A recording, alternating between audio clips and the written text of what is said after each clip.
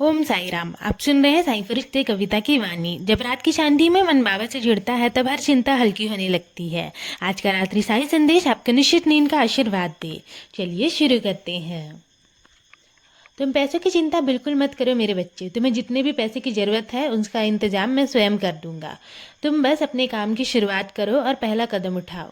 और मैं चाहता हूँ कि तुम कल ही बैंक चले जाना। वहाँ तुम्हारा जो भी काम है वो पूरा हो जाएगा। तुम्हें किसी भी चीज़ के लिए बहुत ज़्यादा इंतज़ार नहीं करना पड़ेगा। विश्वास रखो, जिस काम को लेकर तुम इतने दिनों से सोच रहे हो ना और परेशान हो रहे हो, तो अब धीरे धीरे उसकी राह खुलने वाली है। तुम्हें बस अपने मन में ये विश्वास रखना है कि जब बाबा ने तुम्हें ये काम शुरू करने के लिए कहा है तो उसके लिए साधन भी बाबा ही उपलब्ध कराएंगे। तो मैं चाहता हूँ कि तुम शुरुआत करो, बाकी जिम्मेदारी मेरी है। मैं जानता हूँ कि कई बार तुम्हारे मन में ये विचार आता है कि पता नहीं पैसे कहाँ से आएंगे, काम पूरा कैसे होगा, सब कुछ कैसे संभलेगा। लेकिन तुम ना हर बार भविष्य की चिंता करके अपने आज को परेशान कर लेते हो। ऐसा मत किया करो। तुम्हारा काम केवल अपनी तरफ से ईमानदारी से प्रयास करना है। और जो तुम्हारे हाथ में है ना वो तुम करो, और जो तुम्हारे हाथ में नहीं है उसे मेरे ऊपर छोड़ दो। मैं सब संभाल लूँगा। मैं तुम्हें कभी भी ऐसी राह पर नहीं भेजूंगा मेरे बच्चे जहाँ तुम्हारे लिए कोई रास्ता ही ना हो।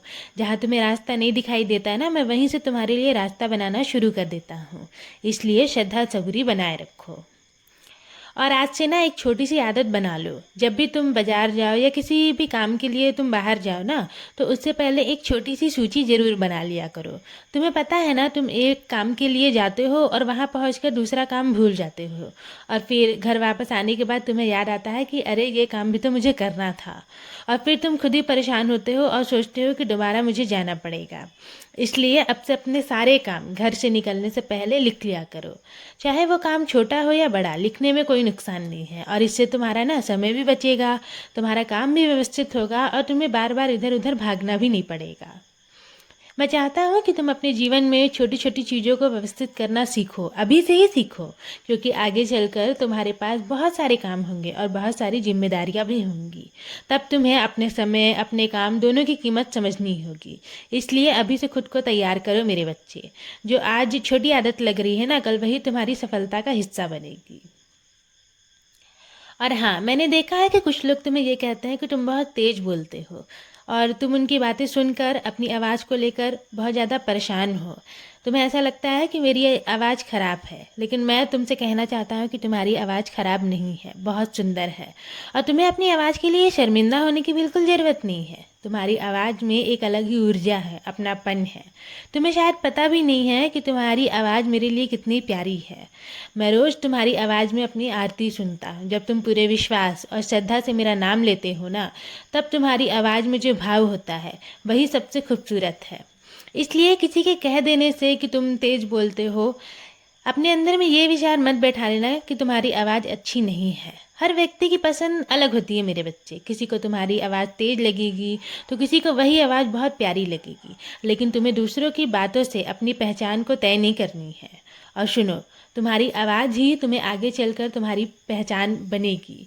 आज तुम जिस आवाज़ को लेकर दूसरों की बातें सुनकर परेशान हो जाते हो ना, उसी आवाज़ से एक दिन बहुत से लोग तुम्हें पहचानेंगे। ये मैं तुम्हें आशीर्वाद देता हूँ।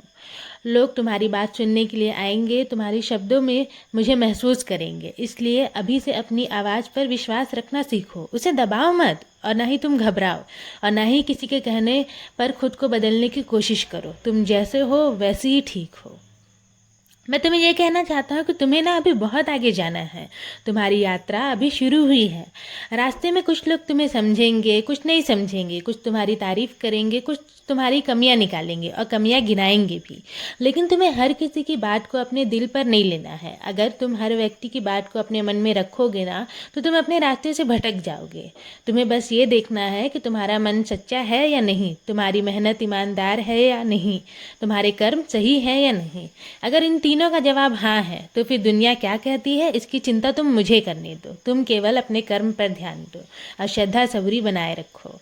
मैं तुम्हें जल्दबाजी नहीं सिखा रहा हूँ मेरे बच्चे, मैं तुम्हें विश्वास सिखा रहा हूँ। और मैं तुम्हें ये बताना चाहता हूँ कि मैं हर पल तुम्हारे साथ हूँ, तुम्हारे अच्छे समय में भी और तुम्हारे कठिन समय में भी। मैं भला तुम्हें अकेला छोड़कर कहाँ जा सकता हूँ। तुम तो मेरे सबसे प्रिय बच्चे हो। मैं हर पल तुम्हारे साथ हूँ।